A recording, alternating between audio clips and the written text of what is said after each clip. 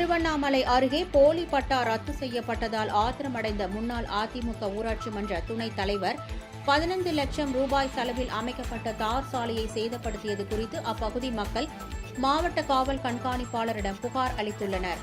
திருவண்ணாமலை அடுத்த வேங்கிக்கால் பகுதியில் 5 வருடங்களுக்கு முன்பாக சுமார் 13 லட்சம் ரூபாய் செலவில் தார் சாலை அமைக்கப்பட்டது.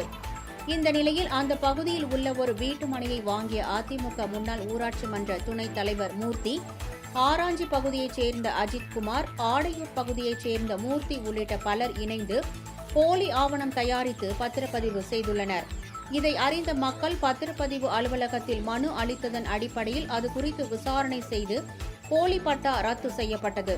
இதனால் ஆத்திரமடைந்த முன்னாள் அதிமுக ஊராட்சி மன்ற துணைத் தலைவர் மூர்த்தி, அஜித்குமார், ஆடையூர் மூர்த்தி உள்ளிட்ட 10க்கும் மேற்பட்டோர் சாலையை சிதைத்து நடந்து செல்ல முடியாத அளவிற்கு பள்ளம் ஏற்படுத்தியுள்ளனர். பொதுமக்கள் பயன்பாட்டில் உள்ள ஊராட்சி மன்றத்தின் சார்பில் அமைக்கப்பட்ட தார் சாலையை சேதப்படுத்தியவர்கள் மீது நடவடிக்கை எடுக்க கோரி மாவட்ட காவல்துறை கண்காணிப்பாளர் அலுவலகத்தில் அப்பகுதி மக்கள் இன்று கோரிக்கை மனு அளித்தனர்.